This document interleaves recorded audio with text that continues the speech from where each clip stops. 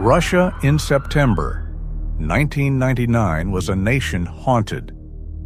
4 apartment buildings in different cities had already exploded. Nearly 300 people were killed in their sleep. Families went to bed listening for distant booms. People slept fully dressed. Some kept their passports and money by the door. Children were afraid of the dark.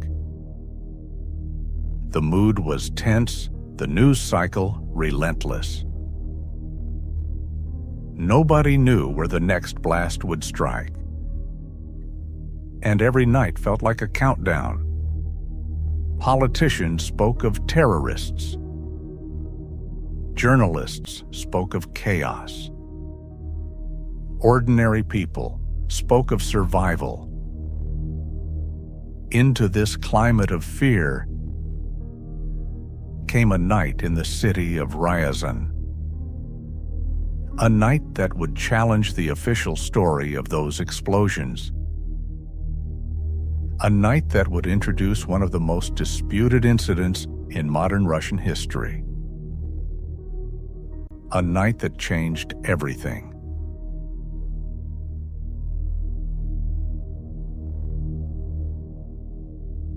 Late on September 22nd, 2 residents of an apartment building noticed something unusual. A car with its engine running, its headlights off. 2 men carrying heavy white sacks from the trunk. Their behavior was nervous, hurried as if they wanted to avoid being seen. The men entered the basement of the building, then quickly returned to the car and drove away.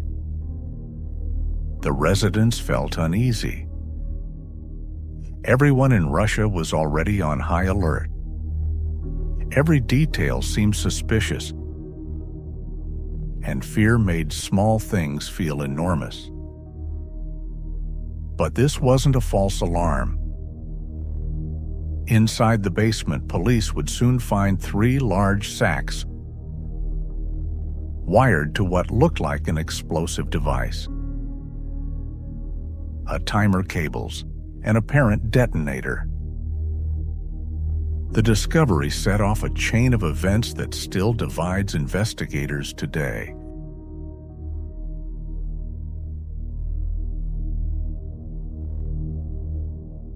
Earlier that night, local police received an anonymous call. The man did not give his name. His voice was calm, steady, almost rehearsed. He claimed he had followed the suspicious men. He described the sacks, the basement door, the number of individuals, even the car. He ended the call with a chilling sentence. "It's happening here too." What did he mean? Was he referring to the other bombings? Was he warning them? Was he involved? Or did he simply know too much? This caller was never identified, never questioned, never found. Some believe he was a resident. Some believe he was a whistleblower.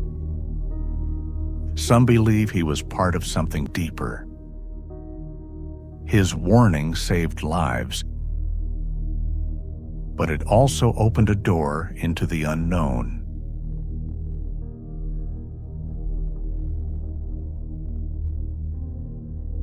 When police inspected the basement, they discovered that the device's timer was active.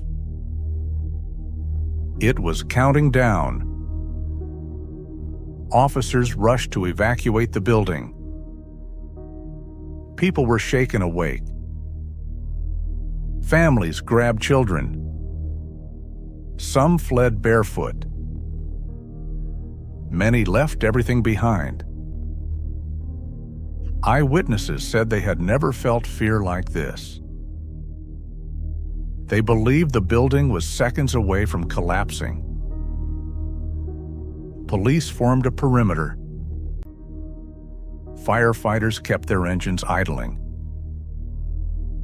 Residents huddled together in the cold night,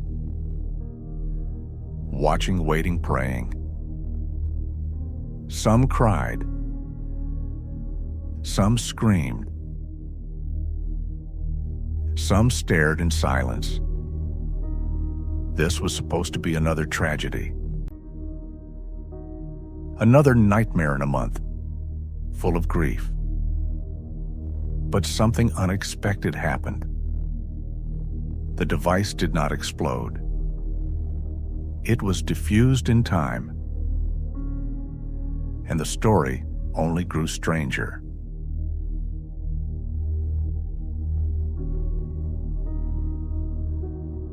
Local police were convinced the device was real. Their explosive test showed traces of hexogen, a powerful military explosive. The timer was real. The wiring was functional. Investigators believed they had prevented another mass casualty attack. They informed local media officials, praised the quick response. But within hours, the situation changed slowly. Then suddenly, and the narrative began to shift.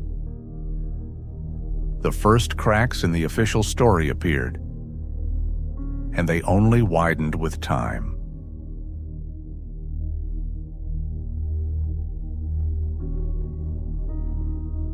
The next day, the Federal Security Service announced that the entire incident had been a training exercise. The sacks they claimed contained only sugar. Local police were stunned. None of them had been informed, and no document supported such an exercise. Experts questioned the explanation. Why use a real residential building for an exercise? Why leave residents uninformed? Why allow a countdown timer? Why risk mass panic? Why did the explosive tests show positive results? The contradictions became a storm. Journalists demanded answers. Officials provided none. Residents who lived through the night refused to accept the story. They believed what they saw, what they felt, what nearly killed them. The FSB's explanation only deepened the mystery.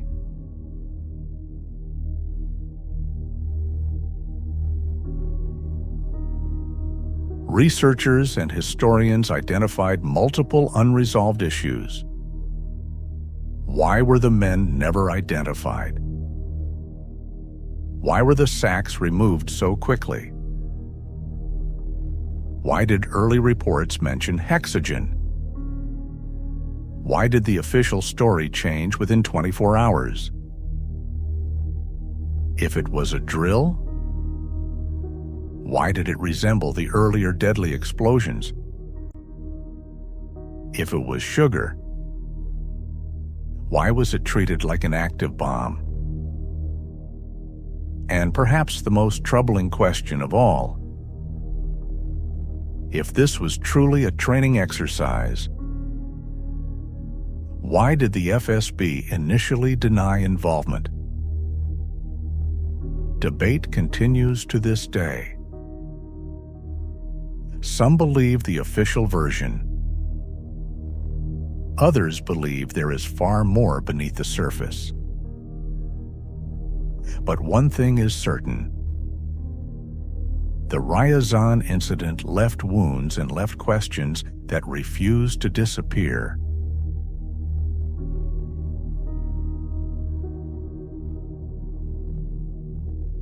The Ryazan incident did not occur in isolation.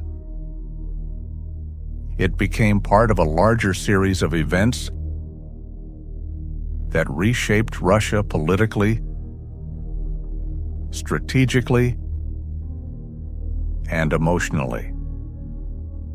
The fear generated by the bombings unified public opinion. It created fertile ground for new security policies. It changed how people viewed their government and how the government viewed its people. For many, Ryazan is a case study in secrecy, power, and the fragility of truth. Some see it as a tragic misunderstanding. Others as a warning. Others as a turning point in Russian history. The legacy of Ryazan remains unresolved, a mystery suspended between fact and belief. What happened that night still echoes, whispering through political debates, documentaries, and the memories of those who lived it. And perhaps some questions were never meant to be answered.